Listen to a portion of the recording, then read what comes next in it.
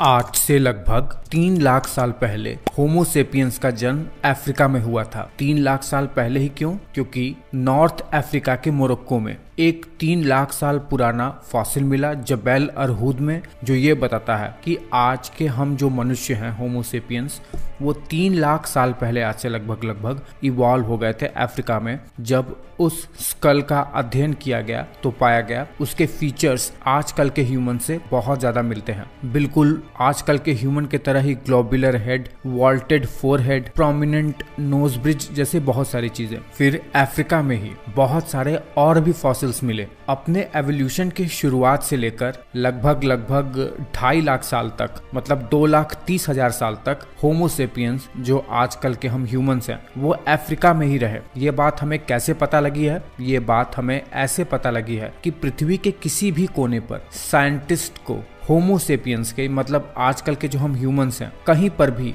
2-2.5 लाख साल पुराने फॉसिल्स नहीं मिले हैं, केवल और केवल अफ्रीका में मिले हैं। जो ये बात पुख्ता कर देता है कि होमो सेपियंस अफ्रीका से ही जन्मे और लगभग 2.5 लाख साल तक अपने एवोल्यूशन के समय से होमो सेपियंस अफ्रीका में ही रहे। लेकिन आज से 70,000 साल पहले होमो सेपियंस अब अफ्रीका को छोड़ने के लिए तैयार हो गए थे और अफ्रीका को छोड़कर वो दूसरे कॉन्टिनेंट में भी माइग्रेट होने लगे थे, जैसे वेस्ट एशिया वगैरह, मिडिल ईस्ट वगैरह में। ये बात हमें कैसे पता लगी है? ठीक वैसे ही फॉसिल रिकॉर्ड से। लेकिन जब होमो सेपियंस अफ्रीका को छोड़कर माइग्रेट करने लगा था ना, तो उसके जीन्स में, क्योंकि बहुत साल हो गया था जब से होमो सेपियंस इवॉल्व हुए हैं, आज से 3 लाख साल पहले उनके जीन्स में थोड़े म्यूटेशन, थोड़े बदलाव होते रहे हैं परिवेश के अकॉर्डिंग। अपने सरवाइव करने की क्षमता को लेकर भिन्न परिवेशों के आधार पर उनके जीन्स में बदलाव भी होते आए हैं। और यही जो जीन्स में बदलाव हुए हैं ना, इसी की वजह से ही ह्यूमन के लुक्स में बदलाव आया है। इसी जीन्स की वजह से ही मनुष्य भिन्न प्रकार के परिवेशों में, या कहिए कि अलग अलग टाइप के भौगोलिक स्थितियों को झेल पाने में सक्षम हो पाया है। इसीलिए जब भी हम ये जानेंगे कि होमो सेपियंस इवॉल्व कैसे हुए हैं और कैसे वो पूरे के पूरे प्लैनेट अर्थ पर फैल गए हैं, हमें साथ ही साथ ये भी जानना पड़ेगा कि अफ्रीका से निकले होमो सेपियंस में कौन कौन से जेनेटिक म्यूटेशन हुए हैं, कौन कौन से जेनेटिक बदलाव आए हैं उनमें, जिसके कारण से आज वो कहीं पर गोरा हो गया है, तो कहीं पर छोटी आंखों वाला, कहीं पर काला रह गया है, कहीं पर नाटा रह गया है। ये सारी की सारी बात जानेंगे। लेकिन सबसे पहले आपको एक शब्द ध्यान से सुनना है, वो शब्द है हैप्लोग्रुप। क्योंकि इसी हैप्लोग्रुप से ही हम ये जानेंगे कि मनुष्य में कौन कौन से जेनेटिक बदलाव हुए हैं और उन्हें कैटेगराइज कैसे किया गया है। तो शुरुआत करते हैं ये जानकर कि हैप्लोग्रुप होता क्या है। देखिए, मान लीजिए आज से कुछ हजार साल पहले एक होमो सेपियंस था, उसके जीन्स में बदलाव आ गए, मतलब उसके जीन में म्यूटेशन होता है। अब उसके जीन में चूंकि म्यूटेशन हो चुका है, अब वो जो भी बच्चों को पैदा करेगा, ठीक वही जेनेटिक म्यूटेशन उसके बच्चों में भी होगा। फिर वो बच्चे जब अपने बच्चों को पैदा करेंगे तो उसमें भी वो जेनेटिक म्यूटेशन होगा। इसी तरह करते करते ये जेनेटिक म्यूटेशन आगे की पीढ़ी पे ट्रांसफर होता जाएगा। जब कई सारे लोगों में उनके जीन्स में सिमिलर एक ही प्रकार का जेनेटिक म्यूटेशन पाया जाए, जो कि किसी एक खास एंसेस्टर यानी पूर्वज से पास ऑन होता हो अपने संततियों में, तो इस प्रकार के जेनेटिक म्यूटेशन को हैप्लोग्रुप कहते हैं। अब देखिए क्या होता है कि मान लीजिए कोई एक हैप्लोग्रुप का सदस्य है, कुछ हजार सालों में जब उसमें जेनेटिक म्यूटेशन होता है तो वो एक नया हैप्लोग्रुप समूह बना देता है। अब जब वो नए संतानों को जन्माएगा तो उसमें उसका जेनेटिक म्यूटेशन ट्रांसफर होगा। इसी तरीके से पृथ्वी पर न जाने कितने हैप्लोग्रुप हैं जो किसी एक खास प्रकार के जेनेटिक म्यूटेशन को कैरी किए हुए हैं। और ये बात केवल ऐसा नहीं है कि पिता से बेटों में ही ट्रांसफर होता है, बल्कि फीमेल्स में भी ऐसा ही होता है। उनमें भी कुछ स्पेसिफिक हैप्लोग्रुप होते हैं जो वो अपने बच्चों में ट्रांसफर करती हैं। बट आदमी और औरत के हैप्लोग्रुप में बहुत अंतर होता है। मुझे लगता है हैप्लोग्रुप आप अच्छे से समझ गए हैं, लेकिन कोई अगर बच्चा पैदा हुआ है तो उसमें माता पक्ष का हैप्लोग्रुप जानना और पिता पक्ष का हैप्लोग्रुप जानना बहुत ही कॉम्प्लेक्स है। और इसके लिए हमें शुरुआत से जानना पड़ेगा कि एक स्पर्म एक महिला के एग को फर्टिलाइज कैसे करता है, और महिला अपना जीन्स बच्चे को कैसे देती है, और पुरुष अपना जीन्स अपने बच्चे को ट्रांसफर कैसे करता है। बहुत ही ज्यादा इंपॉर्टेंट भाग है ये, तो ध्यान से देखिएगा, ध्यान से समझिएगा। सबसे पहले एक स्पर्म की संरचना देख लेते हैं। पुरुष के द्वारा दिया हुआ जो स्पर्म होता है उसमें 3 भाग होते हैं। आगे एक हेड होता है, बीच में एक नेक होता है जिसमें बहुत सारे माइटोकॉन्ड्रिया होते हैं जो स्पर्म को तैरने के लिए एनर्जी बनाते हैं। इसी स्पर्म के नेक में मौजूद माइटोकॉन्ड्रिया और स्पर्म के सबसे पीछे होता है एक पूंछ फ्लैजेला जो तैर कर स्पर्म को एग तक ले जाने में मदद करती है। देखिए, जब एक स्पर्म फर्टिलाइजेशन के समय जब एग तक पहुंचता है और फर्टिलाइज होता है तो स्पर्म से केवल और केवल स्पर्म का जो आगे वाला हिस्सा है जो हेड होता है वही महिला के एग तक पहुंचता है। ये जो बीच का नेक वाला भाग है जिसमें माइटोकॉन्ड्रिया होता है और ये जो पूंछ होती है वो कभी भी महिला के एग तक नहीं पहुंचता है। और इसी स्पर्म के हेड में ही मौजूद होता है वो डीएनए, वो कह सकते हो जेनेटिक मटेरियल जो पिता अपने आने वाले संतति को ट्रांसफर करता है। लेकिन आपको मैं ये भी बता दूं कि जो जेनेटिक मटेरियल है, जो डीएनए होता है, वो केवल और केवल सेल के न्यूक्लियस में ही नहीं होता है बल्कि माइटोकॉन्ड्रिया में भी डीएनए होता है जो कि बच्चों के अंदर माता पिता से मिलता है लेकिन पिता से नहीं मिलता है। जैसे मैंने अभी आपको बताया है, स्पर्म जब तैरकर एग से फर्टिलाइज होता है तो स्पर्म के जो नेक वाले भाग में, जो मिडिल भाग में माइटोकॉन्ड्रिया होता है वो एग तक पहुंचता ही नहीं है। इसीलिए ये माइटोकॉन्ड्रिया कभी भी, मतलब पिता से मिला हुआ माइटोकॉन्ड्रिया कभी भी एग से फ्यूज होकर बच्चे में नहीं जाता है। लेकिन जब स्पर्म एग से फ्यूज होकर फर्टिलाइज होता है तब अंडे में जो मौजूद, मतलब एग में मौजूद जो कि महिला के अंदर है, उसमें मौजूद माइटोकॉन्ड्रिया आगे बच्चे से ट्रांसफर होता ही है। मतलब मैं क्या कहना चाहता हूँ, एक महिला के एग के न्यूक्लियस में मौजूद जो डीएनए के मटेरियल है वो तो बच्चे में ट्रांसफर होता ही होता है, प्लस महिला के एग में मौजूद जो माइटोकॉन्ड्रिया होता है उसके अंदर का डीएनए भी माता से बच्चे के अंदर ट्रांसफर होता है। मतलब दो जेनेटिक मटेरियल माता से बच्चे के अंदर ट्रांसफर होता है और पिता से केवल जो न्यूक्लियस में मौजूद जेनेटिक मटेरियल है बस वो ट्रांसफर होता है। और यहीं से सारी गुत्थी अब उलझना शुरू होगी आपके लिए। मतलब देखिए क्या होता है, पिता से आया हुआ जेनेटिक मटेरियल और माता के एग में मौजूद जो न्यूक्लियस का डीएनए है वो आपस में रिकम्बाइंड होकर एक यूनिक जेनेटिक मटेरियल तैयार करते हैं जो कि बच्चे में ट्रांसफर होता है। बट जो माइटोकॉन्ड्रिया का डीएनए रहता है, जो जेनेटिक मटेरियल है, वो जस का तस बच्चे में ट्रांसफर हो जाता है। अब देखिए, अगर पिता से वाई क्रोमोसोम बच्चे में जाता है तो बच्चा मेल होगा और अगर एक्स क्रोमोसोम बच्चे के अंदर जाता है तो बच्चा फीमेल होगा। देखिए, जब भी एक पुरुष से वाई क्रोमोसोम अपने बच्चे में ट्रांसफर होता है तो दरअसल क्या होता है कि वाई क्रोमोसोम दरअसल पीढ़ी दर पीढ़ी बहुत ज्यादा नहीं बदलता है, उसमें बहुत ज्यादा म्यूटेशन नहीं होता है। इसीलिए किसी भी पुरुष के वाई क्रोमोसोम का अध्ययन करके ये पता लगाया जा सकता है कि उसके पूर्वज कौन है, कहां से आए हैं और वो किस स्पेसिफिक हैप्लो ग्रुप से संबंध रखता है। और वही जो एक्स क्रोमोसोम है जो केवल लड़कियों में होता है, 2 एक्स क्रोमोसोम मिलकर ही लड़की का निर्माण करते हैं, माता से और पिता दोनों से एक्स क्रोमोसोम। वो एक्स क्रोमोसोम जो पिता से आता है वो कभी भी सेम नहीं होता है, उसमें बदलाव होते रहते हैं। और कभी भी किसी लड़की के एक्स क्रोमोसोम का अध्ययन करके उसके पिता पूर्वज के बारे में कभी भी पता नहीं लगाया जा सकता है, उसके पूर्वज कहां से आए हैं ये बात कभी पता नहीं लग सकती है। बट एक चीज है जो कि एक लड़का और एक लड़की में फिक्स है, वो है माइटोकॉन्ड्रियल डीएनए जो कि केवल माता से मिलता है। इसीलिए किसी भी व्यक्ति के माइटोकॉन्ड्रियल डीएनए का अध्ययन करके ये पता लगाया जा सकता है कि उसकी माता कहां से है और उसकी माता किस स्पेसिफिक हैप्लो ग्रुप से संबंध रखती है। अब यहीं से जानना शुरू होता है। जब भी हम किसी व्यक्ति का एंसेस्ट्री जानना चाहते हैं, हम ये जानना चाहते हैं कि उसके पूर्वज हजारों साल पहले, आज से 70-80 हजार साल पहले कौन थे, कहाँ के रहने वाले थे। अगर हमें ये जानना है तो हमें माता पक्ष से एक हैप्लो ग्रुप जिसे कहते हैं माइटोकॉन्ड्रियल डीएनए हैप्लो ग्रुप जानना पड़ेगा और पिता पक्ष से वाई क्रोमोसोम हैप्लो ग्रुप को जानना पड़ेगा, उसका अध्ययन करना पड़ेगा। लड़कियों में वाई क्रोमोसोम नहीं होता है, इसलिए कभी भी लड़कियों का पिता पक्ष की जानकारी नहीं मिल सकती है। वाई क्रोमोसोम हैप्लो ग्रुप उनमें पता नहीं लगाया जा सकता है। इसीलिए जब भी ये जानना है कि किसी के पूर्वज कहां से आए हैं, किस हैप्लो ग्रुप से संबंध रखते हैं, इवन आज से 70-80 हजार साल पहले, 1 लाख साल पहले भी वो कहां थे, ये जानना है तो 2 हैप्लो ग्रुप, माता पक्ष से माइटोकॉन्ड्रियल डीएनए हैप्लो ग्रुप जो कि माइटोकॉन्ड्रिया में मौजूद डीएनए होता है, जो कि एक लड़की और एक लड़का दोनों में पता लगाया जा सकता है, और लड़कों में वाई क्रोमोसोम हैप्लो ग्रुप का पता लगा के जो कि केवल पिता से पीढ़ी दर पीढ़ी ट्रांसफर होता है। यहीं से हम जानना शुरू करेंगे कि ह्यूमन कैसे माइग्रेट हुआ है पूरे के पूरे प्लेनेट अर्थ पर, और इस समय में इस दुनिया में कितने हैप्लो ग्रुप हैं, पिता पक्ष से और माता पक्ष से दोनों ही तरफ से, और अभी भारत में कौन कौन हैप्लो ग्रुप रहते हैं। मजा आ जाएगा आपको जानकर, सच बता रहा हूँ। तो चलिए जानना शुरू करते हैं। अब चलिए थोड़ा सा इमेजिनेशन कीजिए। ये इमेजिन कीजिए कि आपके पिता के पिता के पिता के पिता कौन है।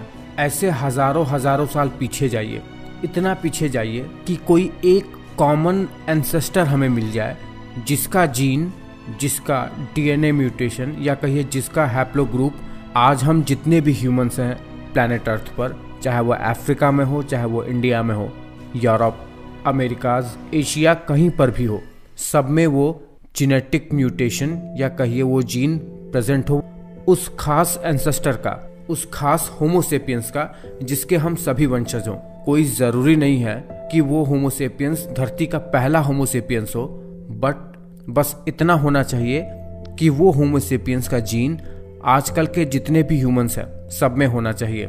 साइंटिस्ट के मन में भी यही बात जगी और उन्होंने धीरे धीरे इस बात का अध्ययन करना शुरू कर दिया।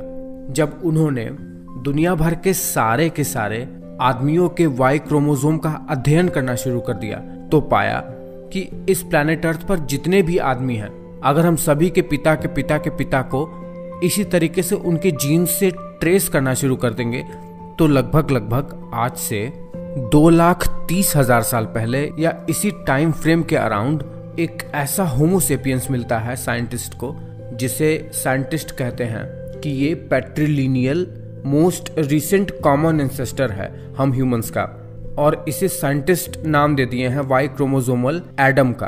देखिए क्रिश्चियनिटी में क्या है, ऐसा माना जाता है कि दुनिया का जो पहला ह्यूमन है या कहिए पहला जो मेल है वो एडम है। इसीलिए इस बात से इंस्पायर्ड होकर उन्होंने इस पैट्रिलिनियल मोस्ट रिसेंट कॉमन एंसेस्टर का नाम वाई क्रोमोसोमल एडम रख दिया है। हालांकि ये बात प्रूव ये नहीं करता है कि एडम जैसा कोई कैरेक्टर आज से लाखों साल पहले प्लैनेट अर्थ पर जीता था, बट ये क्यों रखा गया ईमानदारी से बताऊं तो मुझे भी नहीं पता है।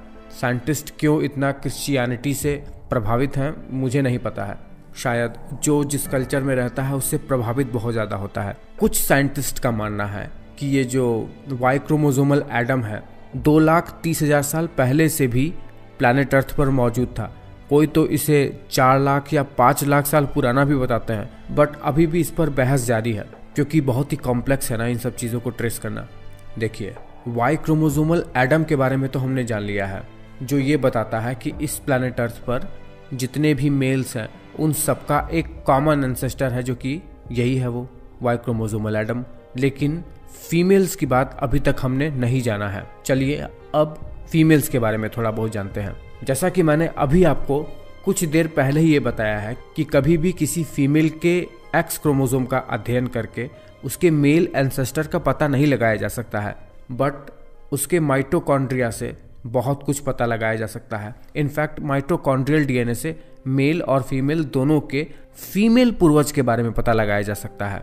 इसी तरीके से जब हम व्यक्ति के माइटोकॉन्ड्रियल डीएनए का अध्ययन करने लगे, मतलब साइंटिस्ट ने, तो हमारी माता के माता के माता के माता का मतलब हजारों साल पीछे चले जाओ और वो एक कॉमन फीमेल जिसका माइटोकॉन्ड्रियल डीएनए हम सभी ह्यूमंस के अंदर है, जो आज अभी प्लैनेट अर्थ पर जी रहे हैं, वो कॉमन एंसेस्टर, वो फीमेल आज से लगभग 2,30,000 साल से लेकर लगभग 1 लाख साल पहले तक ये प्लैनेट अर्थ पर जिया करती थी।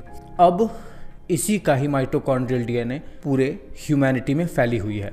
इसे कहा जाता है matrilineal most recent common ancestor of humans, जिसे साइंटिस्ट नाम दे दिया है माइटोकॉन्ड्रियल ईव का। अब जो लोग क्रिश्चियनिटी के बारे में जानते होंगे वो ये भी जानते होंगे कि जो ईव है ये एक माइथोलॉजिकल कैरेक्टर है क्रिश्चियनिटी में। क्रिश्चियनिटी क्या, पूरे के पूरे इब्राहिमिक रिलीजन में माना जाता है कि यही ईव ही बाइबल के अकॉर्डिंग धरती की पहली महिला थी। अब साइंटिस्ट मैं फिर कह रहा हूँ ऐसा क्यों कर रहे हैं पता नहीं, बाइबल से बहुत ज्यादा प्रभावित हैं।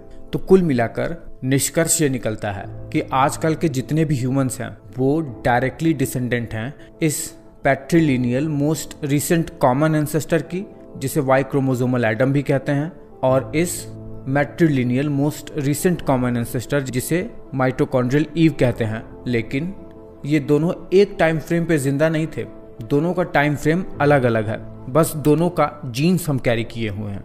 अब यहीं से हम जानना शुरू करेंगे कि ह्यूमंस कैसे इवॉल्व हुए और वो प्लैनेट अर्थ के डिफरेंट पार्ट में कैसे माइग्रेट हो गए हैं। हाँ, आपको ये ध्यान रखना है कि ये दोनों ही एक हाइपोथेटिकल कैरेक्टर हैं।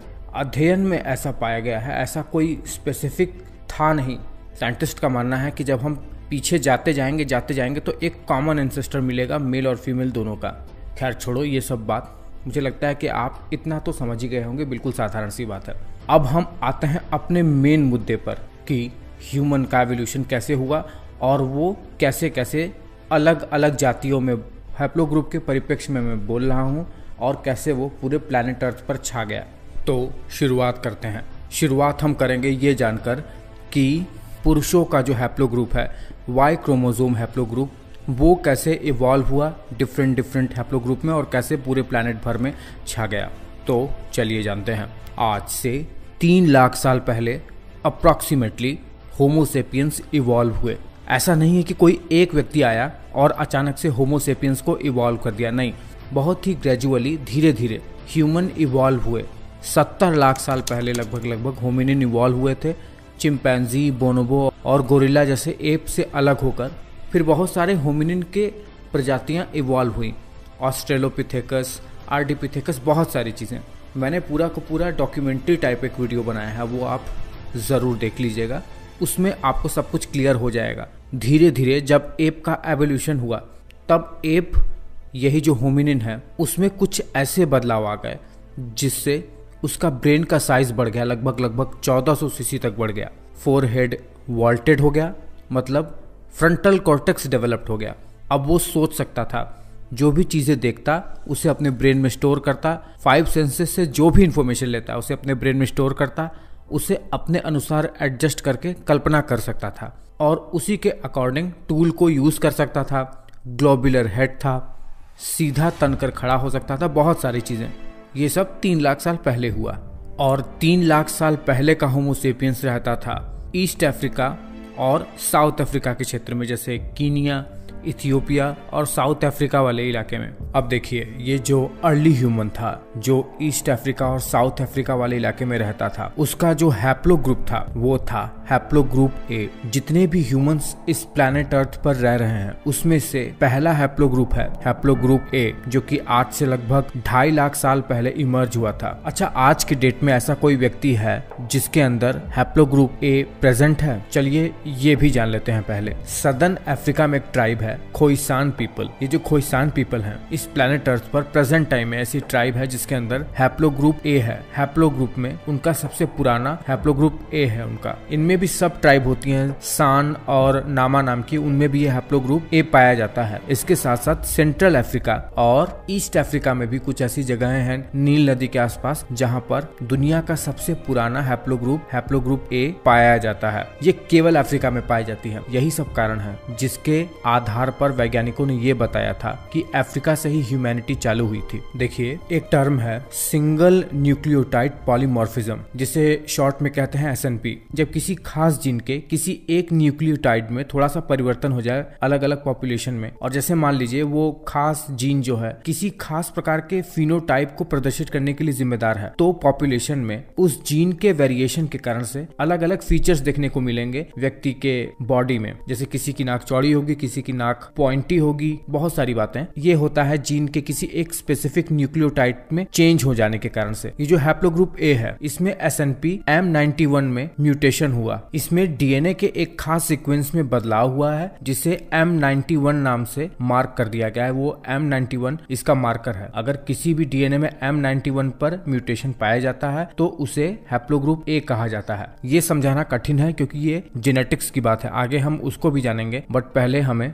कंफ्यूज नहीं होना है। हैप्लोग्रुप ए जिसमें M91 SNP है, म्यूटेशन का नाम है, ये जीन में बदलाव। अब देखिए ये जो हैप्लोग्रुप ए है इसमें भी बहुत सारे सब टाइप हैं, A00, A0, A1A, A1B1, बहुत सारे, लेकिन हमें इन सब के बारे में ध्यान नहीं देना है। हमें ध्यान देना है हैप्लोग्रुप ए का सबसे इंपॉर्टेंट ब्रांच जिसका नाम है हैप्लोग्रुप BT। हैप्लोग्रुप BT क्यों नाम है इसका? क्योंकि हैप्लोग्रुप B से लेकर हैप्लोग्रुप T तक B, C, D, E, F जितने भी हैं वो सब इसी स्पेसिफिक हैप्लोग्रुप BT से ही इमर्ज होने वाले हैं। और ये हैप्लोग्रुप BT आज से कितने साल पहले इवॉल्व हुआ था हैप्लोग्रुप A से, और एक एस्टिमेट के मुताबिक ये हुआ था आज से लगभग 1,50,000 साल पहले से लेकर 1,45,000 साल पहले तक। बहुत सारे म्यूटेशन है, M42, M91, M94, M139, बहुत सारे, ये सब जानना जरूरी नहीं है। बस ये जानिए कि हैप्लोग्रुप BT बहुत ही ज्यादा पुराना हैप्लोग्रुप है जो आगे चलकर बहुत सारे haplogroup C, D, E, F बहुत सारे उनमें बटने वाला है। देखिए सीधा सीधा कोई डिसेंडेंट तो नहीं है इस हैप्लोग्रुप BT का इस टाइम, बट जो आगे ये बटने वाले हैं हैप्लोग्रुप B और हैप्लोग्रुप CT वो अस्तित्व में है। चलिए उसके बारे में जानते हैं, ये बहुत इंपॉर्टेंट है और बहुत ही मजेदार भी है। आज से लगभग 1,00,000 साल पहले यही जो हैप्लोग्रुप BT है इसके DNA में म्यूटेशन होता है और एक नया हैप्लोग्रुप इससे इमर्ज होता है जो कि बनता है हैप्लोग्रुप B। आज के डेट में गैबोन और कैमरून वो इलाका है जिसमें सबसे ज्यादा हैप्लोग्रुप B वाले पाए जाते हैं और ये वर्ल्ड के किसी भी हिस्से में नहीं पाया जाता है। ठीक 1,00,000 साल पहले ही इसी हैप्लोग्रुप BT से ही एक और हैप्लोग्रुप अलग होता है और एक नया हैप्लोग्रुप इमर्ज होता है जो कि होता है हैप्लोग्रुप CT।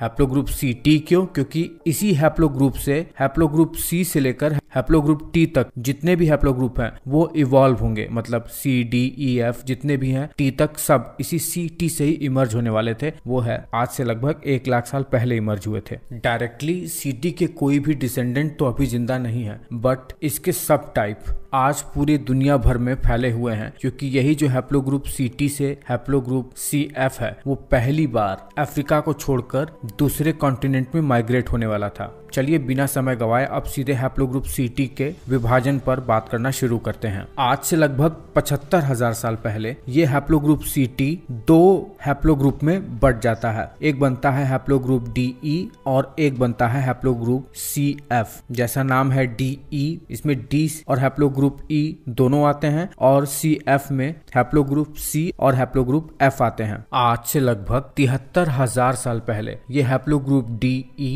दरअसल फर्दर आगे दो हैप्लोग्रुप D और हैप्लोग्रुप E में विभाजित हो जाता है। मतलब इसमें जेनेटिक म्यूटेशन होता है और वो म्यूटेशन नए हैप्लोग्रुप को जन्म देता है। ये हैप्लोग्रुप E की जनसंख्या तो दुनिया में बहुत कम है और ये मेनली थोड़े बहुत अफ्रीका में ही पाए जाते हैं अभी प्रेजेंट टाइम में। एंशियंट टाइम में ये अफ्रीका को छोड़कर कहीं नहीं गए थे। हाँ, अब जब दुनिया मॉडर्न हो गई है तो ये हैप्लोग्रुप E बाकी दुनिया में भी माइग्रेशन की वजह से पाए जा रहे हैं। और ये जो हैप्लोग्रुप D है ये भी वर्ल्ड में बहुत ही रेयर है। मेनली ये तिब्बत में थोड़े बहुत पाए जाते हैं, अंडमान निकोबार में। 60,000 साल पहले ये जो हैप्लोग्रुप D है ये भी D2 और D1 में डिवाइड हो गया था। और 60,000 साल पहले तो ये कोई भी ग्रुप अफ्रीका को छोड़ा भी नहीं था, ये सब अफ्रीका में ही रहते थे बहुत ही एंशिएंट टाइम में। अब आता है ये हैप्लोग्रुप CF जो कि मैंने आपको बताया था हैप्लोग्रुप C और हैप्लोग्रुप F में बट गया था। यही है सबसे इम्पोर्टेंट। आइए चलिए जानते हैं इसके बारे में। देखिए आज से लगभग अप्रोक्सीमेटली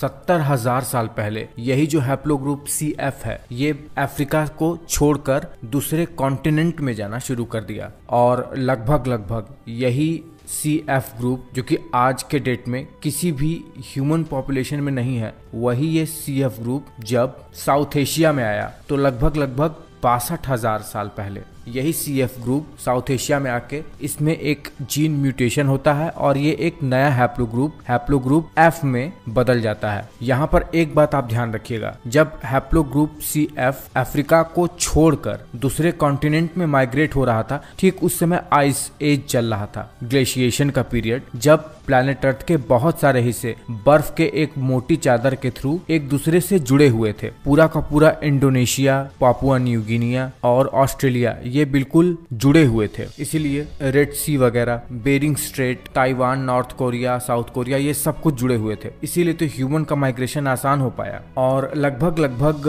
53,000 साल पहले यही CF ग्रुप जब वेस्ट एशिया में था तो उसमें एक जीन म्यूटेशन हुआ और वो हैप्लोग्रुप C में बदल गया, और यहीं से हैप्लोग्रुप C और F का उद्भव होता है। ये हैप्लोग्रुप C आज भी जापान, चीन, कोरिया, नेटिव अमेरिकन और ओशनिया जैसे इलाके में आज भी पाए जाते हैं। इनमें भी कई सारे सब क्लेड्स हैं, जैसे C1 जो है वो साउथ ईस्ट एशिया में है, जापान में है। C2 है वो ईस्ट एशिया में है, ओशनिया में है, साइबेरिया में थोड़े बहुत पाए जाते हैं। C3 है जैसे वो मंगोलिया, साइबेरिया जैसे इलाके में पाया जाता है। और इंडिया में भी बहुत ही कम, बहुत ही थोड़े से अमाउंट में हैप्लोग्रुप C प्रेजेंट है। अब देखिए, ये जो हैप्लोग्रुप F था, जिसको मैंने बताया कि वो साउथ एशिया में इमर्ज हुआ था, ये बहुत ही ज्यादा इंपॉर्टेंट है, क्योंकि आगे चलकर जितने भी हैप्लोग्रुप जन्म लेने वाले हैं F से लेकर T तक, वो सभी इसी हैप्लोग्रुप F से ही इवॉल्व होने वाले हैं। डायरेक्ट डिसेंडेंट तो कोई नहीं है इसका, लेकिन इसके सब क्लेड बहुत सारे हैं और वो सब अभी प्लैनेट अर्थ पर हैं। तो चलिए जानते हैं उसके बारे में। देखिए, आज के डेट में जितने भी ह्यूमंस हैं जो नॉन अफ्रीकन हैं, जो अफ्रीका से माइग्रेट हुए थे ह्यूमन, उनमें से 90% ह्यूमन, नॉन अफ्रीकन 90% ह्यूमन इसी हैप्लोग्रुप F से ही बिलोंग करते हैं। मतलब इसी हैप्लोग्रुप से,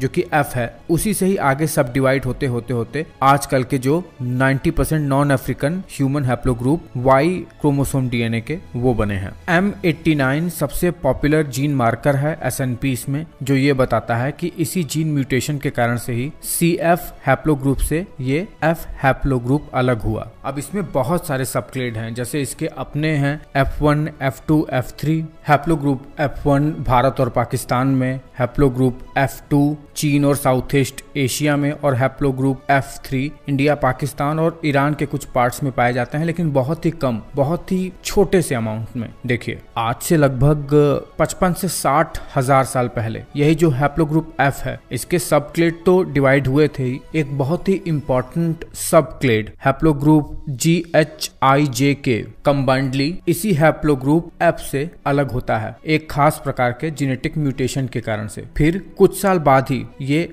हैप्लोग्रुप GHIJK, हैप्लोग्रुप G और HJIK, फिर यही HJIK, हैप्लोग्रुप H और IJK, और फिर यही IJK हैप्लोग्रुप K और हैप्लोग्रुप IJ में बदल जाता है। मतलब इसके बहुत सारे छोटे छोटे सब क्लेड इसमें बदलना शुरू हो जाते हैं। और लगभग आज से 50,000 साल पहले यही हैप्लोग्रुप IJ I और J स्पेसिफिक हैप्लोग्रुप में बदल जाता है। अब एक एक करके बात करें तो हैप्लोग्रुप G जो है वो इस समय वेस्ट एशिया में और लगभग साउथ यूरोप का जो इलाका है वहां पाए जाते हैं। ये हैप्लोग्रुप H जो है वो मेनली साउथ एशिया में पाया जाता है, थोड़ा सा सेंट्रल एशिया में, बहुत थोड़ा सा मिडिल ईस्ट में भी, लेकिन साउथ एशिया में जैसे भील हो गए, कोल हो गए और मुंडा जैसे जो ट्राइबल पॉपुलेशन है उनमें ये हैप्लोग्रुप H पाया जाता है। ये जो हैप्लोग्रुप I है ये यूरोप में ही इमर्ज हुआ था, वहीं से ओरिजिनेट हुआ है, और नॉर्थ और वेस्टर्न यूरोप में ये सबसे ज्यादा पाए जाते हैं हैप्लोग्रुप I वाले। नॉर्वे, स्वीडन और डेनमार्क जैसे स्कैंडिनेवियन कंट्री में, और बाल्कन कंट्रीज में भी, यूक्रेन वगैरह में भी इनके सिग्निफिकेंट अमाउंट में लोग पाए जाते हैं हैप्लोग्रुप I वाले। वही हैप्लोग्रुप जो J है वो लेवांट वाला इलाका जो मिडिल ईस्ट का है, जहां पर लेबनान वगैरह है, फर्टाइल क्रेसेंट, वहां पर हैप्लोग्रुप J पाए जाते हैं। सीरिया में, लेबनान में, इजराइल में और जूइश पॉपुलेशन में ये सबसे ज्यादा पाया जाता है हैप्लोग्रुप J। अब ये जो हैप्लोग्रुप K है ये बहुत ही ज्यादा इंपॉर्टेंट है, क्योंकि इससे बहुत सारे फर्दर आगे सब क्लेड डिवाइड होने वाले हैं। बहुत ही स्पेशल जीन म्यूटेशन है इसका। ये जो हैप्लोग्रुप K है ये हैप्लोग्रुप 2 सब क्लेड में बढ़ता है। एक बढ़ता है आज से लगभग 48,000 साल पहले हैप्लोग्रुप K1 में, जिसे हैप्लोग्रुप LT के नाम से भी जानते हैं। ये कहीं एशिया में इवॉल्व हुआ और आगे चलकर 2 बहुत ही महत्वपूर्ण हैप्लोग्रुप L और हैप्लोग्रुप T में जाकर डिवाइड हो जाता है। हैप्लोग्रुप L में M20 म्यूटेशन है और हैप्लोग्रुप T में M184। ये जो हैप्लोग्रुप L है, यही वो हैप्लोग्रुप है जो इंडस वैली सिविलाइजेशन वाले लोगों के अंदर था। पैटर्नल वाई क्रोमोसोमल हैप्लोग्रुप में बात कर रहा हूँ। मतलब ये ज्यादातर साउथ एशिया में पाए जाते हैं, जो कि एंशियंट टाइम में पाए जाते थे। अभी ये द्रविडियन स्पीकिंग पॉपुलेशन में ज्यादा है। सेंट्रल एशिया में बहुत थोड़े से और बहुत थोड़े से साउथ वेस्ट एशिया में है। वही जो हैप्लोग्रुप टी है, ये हैप्लोग्रुप टी जो है आज से लगभग 25,000 साल पहले ये इवॉल्व हुआ था और फर्टाइल क्रेसेंट वाला जो रीजन है, Lebanon, Syria, Palestine, Israel, Jordan और इजिप्ट वाला जो इलाका है, वहां ये पाए जाते हैं हैप्लोग्रुप टी। भूलिएगा मत, ये सब हैप्लोग्रुप के ही सब क्लेड हैं, जो कि हैप्लोग्रुप के सब क्लेड K1 के हैं। अब आता है हैप्लोग्रुप के का सब क्लेड K2 सब क्लेड। वो आगे चलकर फर्दर कितने हैप्लोग्रुप में डिवाइड हुआ है, चलिए ये जानते हैं। देखिए, जो हैप्लोग्रुप K2 है ये भी आगे फर्दर 2 सब क्लेड में टूटता है। पहला है इसका हैप्लोग्रुप K2A। ये हैप्लोग्रुप K2A जिसमें M2308 जीन म्यूटेशन है, आगे चल के हैप्लोग्रुप M में इवॉल्व होता है, जो कि पापुआ न्यू गिनिया और मेलेनेशिया जैसे आइसोलेटेड प्लेसेस में रहते हैं इसके हैप्लोग्रुप वाले। और वही ये एक दूसरे हैप्लोग्रुप जिसमें M230 जीन म्यूटेशन होता है हैप्लोग्रुप S वाले, जो कि एक दूसरा हैप्लोग्रुप इसी K2A से निकलता है, जो है हैप्लोग्रुप S, जिसमें M230 जीन म्यूटेशन है। ये पापुआ न्यू गिनिया और इंडिजिनियस ऑस्ट्रेलियंस जो कि डार्क स्किन के थे उनमें पाया जाता है। अब देखिए, इसी K2 का दूसरा सबक्लेट है K2B।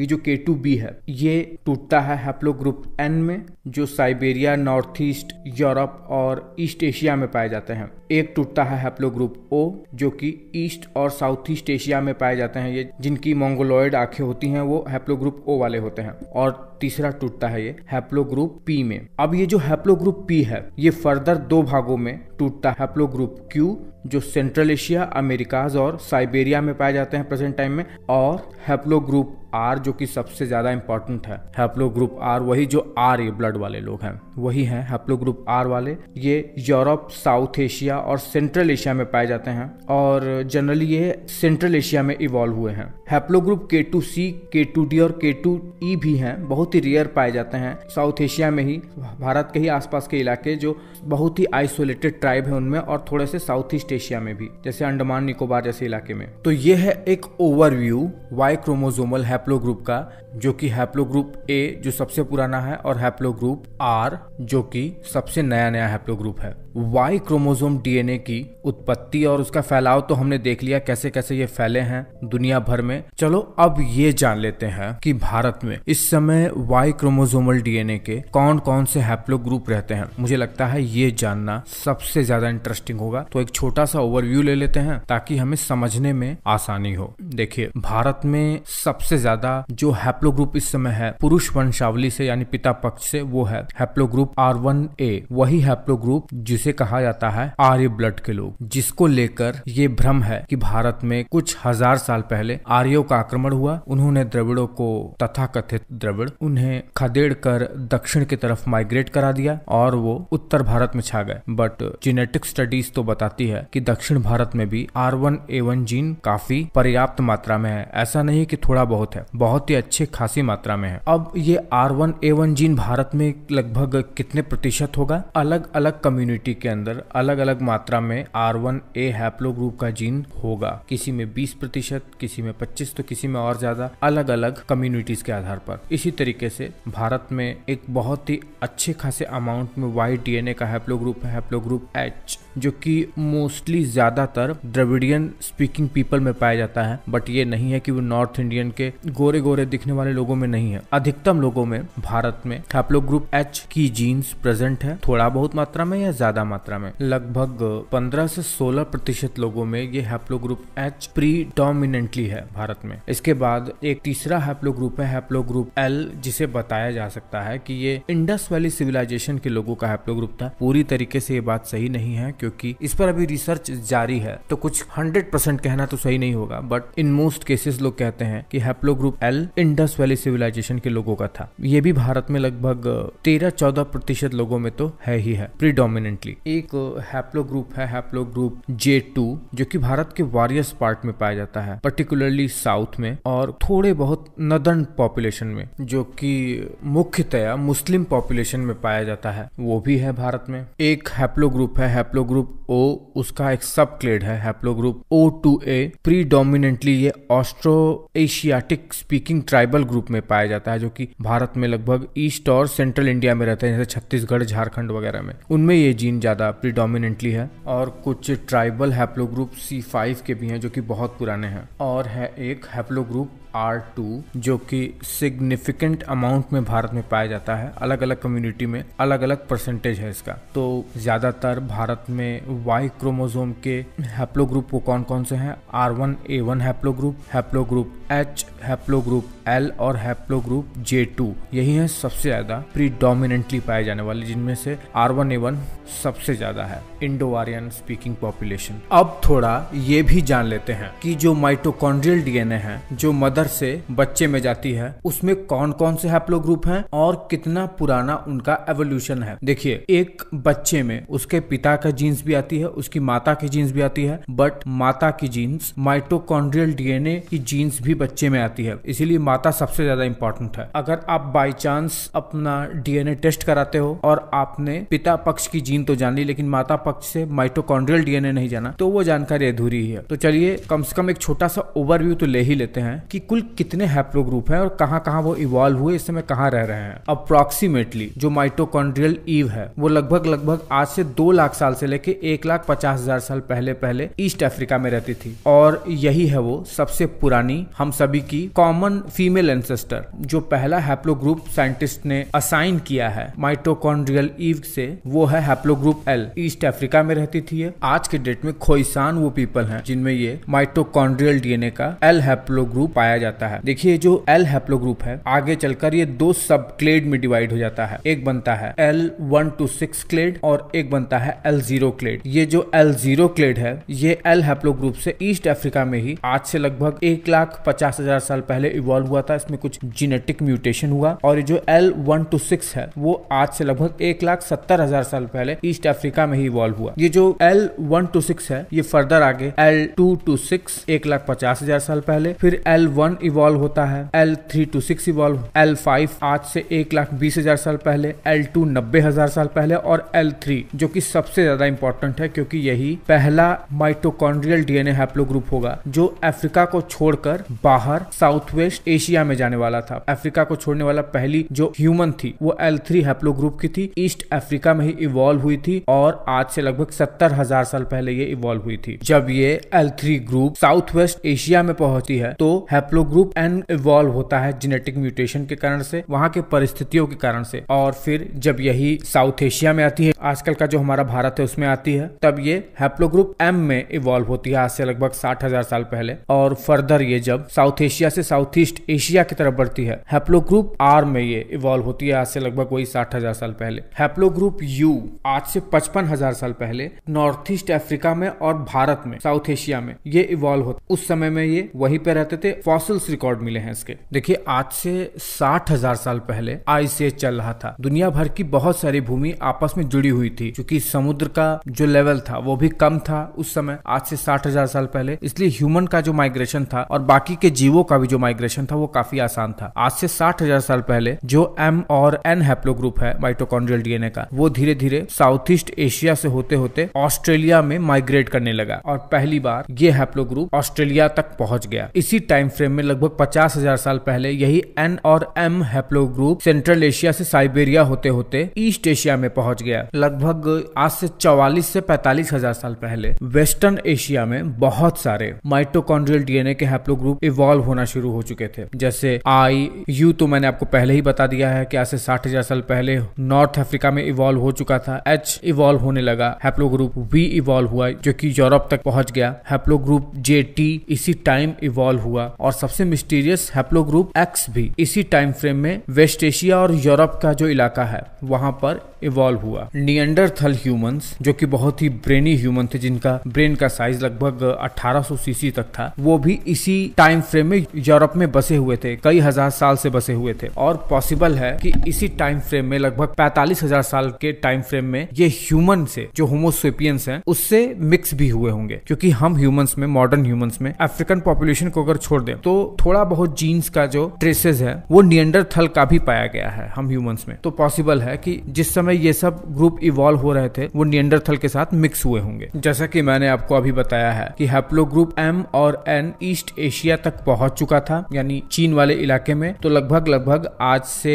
30 से 40,000 साल पहले की बात होगी। यही हैप्लो ग्रुप एम और एन आगे चलकर माइटोकॉन्ड्रियल डीएनए का ए, बी, एफ, सी, जी, डी, सी और वाई हैप्लो ग्रुप इवॉल्व करते हैं। इनमें से कुछ हैप्लो ग्रुप एम से भी इवॉल्व हुए हैं, बहुत ही इंपॉर्टेंट है ये। हैप्लो ग्रुप डी भी इसी ईस्ट एशिया की तरफ इवॉल्व हुआ और जापान तक पहुंच गया। आज से लगभग 30,000 साल पहले पृथ्वी पर फिर से ग्लेशिएशन का पीरियड आता है। इस ग्लेशिएशन के पीरियड में क्या होता है, धीरे धीरे आज का जो ईस्ट रशिया का जो इलाका है और जो अलास्का का वेस्टर्न पार्ट है, जो बेरिंग स्ट्रेट से अलग होता है, बर्फ के जम जाने के कारण से ये दोनों जमीन आपस में जुड़ जाती हैं। जैसे ही जमीन आपस में जुड़ी, दोनों कॉन्टिनेंट एक दूसरे से जुड़ जाते हैं और क्या होता है, माइटोकॉन्ड्रियल डीएनए का जो haplogroup A, B, C, D है वो अब इस ईस्ट रशिया वाले इलाके में आकर रहना शुरू कर देता है। लगभग 25 से 28,000 साल पहले की बात है ये। और ये जो एक्स हैप्लो ग्रुप है वो भी लेटर ऑन यहाँ पर आकर बस जाती है, यहाँ पर आकर रहना शुरू कर देती है। और ये बहुत ही कोल्डेस्ट टाइम था जब ह्यूमन ऐसे ठंडे वातावरण में रह रहा था। लगभग 20 से 15,000 साल पहले इनमें से हैप्लो ग्रुप ए और डी धीरे धीरे बेरिंग स्ट्रेट को पार करते करते अलास्का में पहुंच जाता है। और लगभग आज से 15,000 से 12,000 साल पहले एक टाइम ऐसा आता है जब haplogroup A, B, C, D और एक्स नॉर्थ अमेरिका से होते होते साउथ अमेरिका तक पहुंच जाते हैं। ह्यूमन का जो माइग्रेशन है अमेरिकाज में बहुत ही नया नया है। लगभग ज्यादा से ज्यादा 15,000 साल पहले ही ह्यूमन वहां पर पहुंच पाए हैं, होमोसेपियंस। वही जब आइस एज का बर्फ पिघलने लगा था, लगभग 20,000 साल से 22,000 साल पहले वाला, तब जो हैप्लो ग्रुप यूरोप में रहते थे, वो जो नॉर्थ यूरोप का बर्फ से ढका हुआ जो इलाका था, वहां पर भी ह्यूमन अब माइग्रेट करने लगते हैं। वो हैप्लो ग्रुप थे, haplogroup I, U, V, J, ये सब। देखिए, प्लैनेट अर्थ के इतिहास में बीच बीच में रह रहकर एक टाइम ऐसा आता है जब पृथ्वी का टेम्परेचर अचानक से बहुत गिर जाता है और फिर कुछ हजार साल बाद फिर से टेम्परेचर नॉर्मल हो जाता है, टेम्परेचर थोड़ा सा बढ़ता है। लगभग 12-13 हजार साल पहले फिर से ऐसा ही एक टाइम आता है जब टेम्परेचर गिरता है। और जब टेम्परेचर गिरता है तो ईस्ट एशिया से haplogroup B, Philippines, Madagascar, Borneo और ऑस्ट्रेलिया के पास जो छोटे छोटे द्वीप हैं, वहां पर ये हैप्लो ग्रुप बी माइग्रेट होता है। देखिए, बहुत कॉम्प्लिकेटेड हो गया है ये, मुझे पता है। एक काम करता हूँ, उसको थोड़ा सा समराइज कर देता हूँ और